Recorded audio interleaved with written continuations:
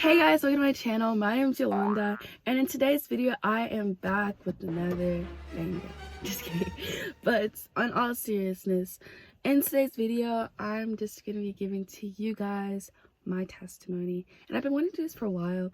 Yeah, so before I get started, make sure this video a huge thumbs up, make sure to subscribe down below, and for everybody's go on this video.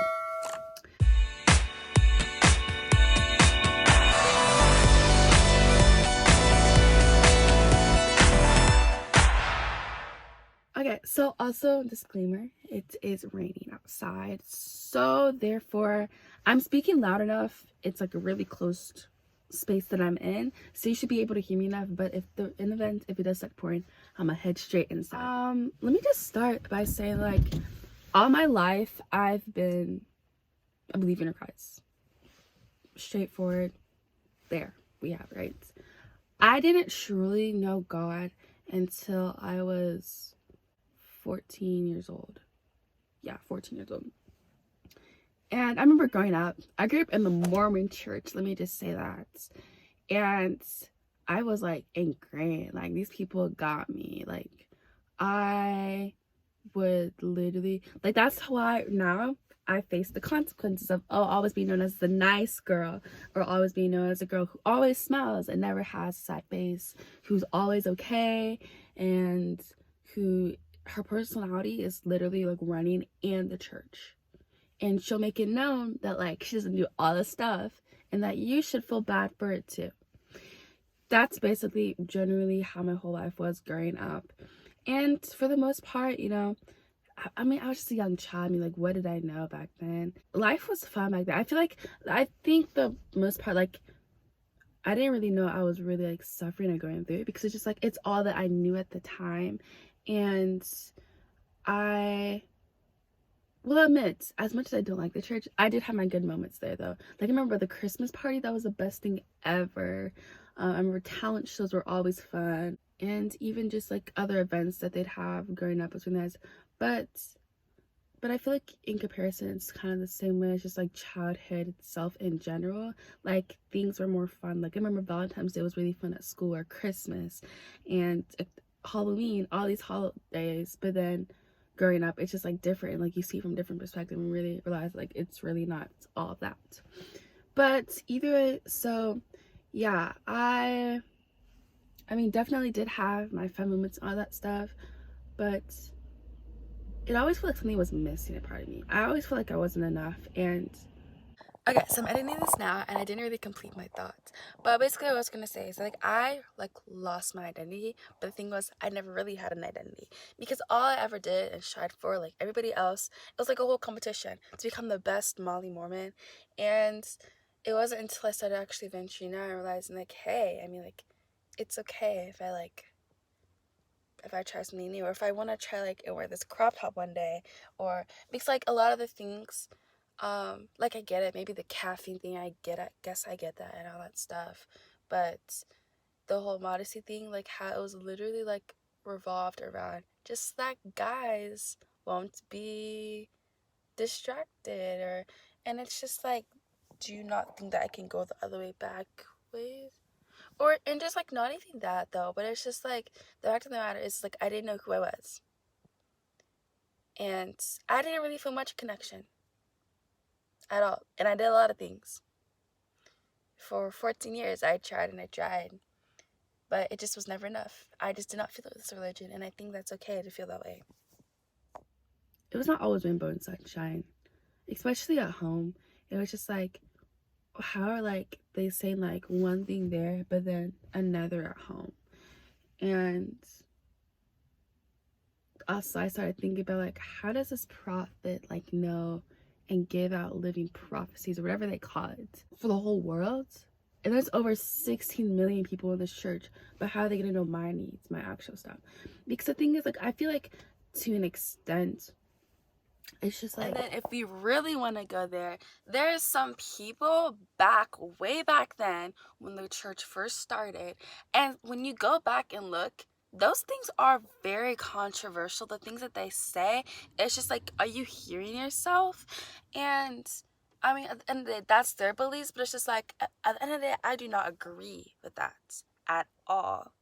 I do not stand for that at all.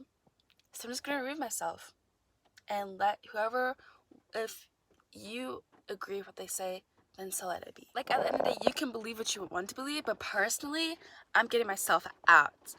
And the thing is, like, I'm referring to like general conference, which is like a worldwide, where these prophets speak at. Well, it's one prophet that is alive, right?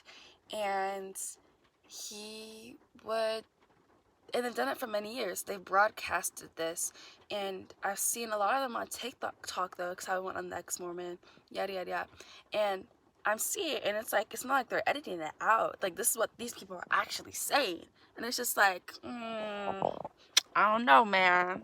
I just feel like if the church is for you, it's for you, but if it's not, they shouldn't force people. And that's how things started getting as I got older in the church, especially with, like, we call it activity days books. That's for like, people ages 8 to 11 years old. Yeah, I remember I'd always like not want to do it really, and it took me like a long time. And then even going to young women's, which is like from 12 to 18 or 17, whatever, or until you graduate, pretty much. It was like, that's when I really just was not feeling it at all. And that's the time I started like being in 8th grade, and like but I was transitioning to high school actually during that time, because I turned 14 in freshman year, then turned 15 in sophomore year, and then now I'm a 16 junior. But yeah, I turned 14 in junior year, so it's like I was just kind of early stages in that program. And I started thinking to myself, I was like, you know, like, I just wasn't feeling fulfilled as much. And I feel like because of quarantine as well, because I was the COVID year, it really just like turned my world over. And I'm just like, oh, and then also during that time, I had favorite YouTubers who left the church too. I was like, my world was shocked when that happened. I was like, and so I was like, oh my gosh, shame on them, this and that. Like, you know, I was like, couldn't be me ever. And then for some reason, just things start going through at my head, and I'm just like, oh, why did they leave? And so then I started doing research myself, and I start looking at both sides, and I realized there's a lot of explaining that I need here to be done.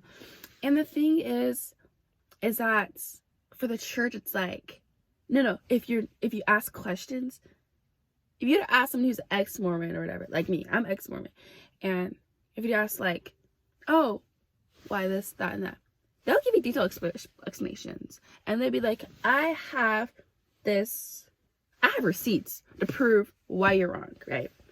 Or to prove why my side is at least right. But for the church, it's like, don't question that at all. What happened. Just accept it and move on. Personally, I don't take those answers at all. Like, I need an exact reason, or I'm just not going to get it, and it'll like grind my mind crazy. And so, you know, I remember that I spent a whole month, or maybe it was like less than a month or whatever, and I start contemplating things. I start praying a lot, and I'm just like, should I really leave? Yada yada yada. And eventually I came to consensus, and I read the CES letter, and it confirmed, it kind of like rocked my world, to be honest, because I was like, wow, I've been living in fake this whole time. And honestly, at the end of the day, I respect other people's religion, but right now this video is not about that. And so if you don't agree with what I'm saying here, it's okay, because this is my opinion. But to me, there's just a lot of things that just don't make sense. But even in general, the concept of religion, like, I can go all day and be like, oh yeah, this is a cult, and it's all like things that happen, like some of the prophets in there did some bad things, especially of minor aged people, and then like, yeah, I can go on days for all that. The thing is, like, I watch other people's stories too, and realize like this is like a whole like religion, like not just my religion, but it's like other people's places, whatever. There's been people that leave for similar reasons to that, and just like being so tired of like all the pressure and the pressure and the shaming and the guilt and all that stuff. And I realized maybe my religion's not for me. Maybe other religions are not for me. At the end of the day, that made me realize that maybe at the end of the day, all that matters is truly a relationship with God. And so it was a really rough year, transition, everything like that. But I got the clarity from the Lord that told me, like, hey, like, this is a good decision. And as much as it was not accepted really in my family, because once again, I'm still a minor, so I had to stay there. I had to go to church. I had to go to seminary still. The following year, which is early this year, I had track season. And I feel like that's really, like, helped me build my relationship back with the Lord. And I realized, like, I hear him the best when I'm running, which I wish that, like, I could hear him in more in other ways. But, like, I feel the most connected when I'm running, or if I'm doing something like, okay, yeah, just, like, something extraneous like that. That's when I hear the Lord the most. Sometimes on walks, but not really.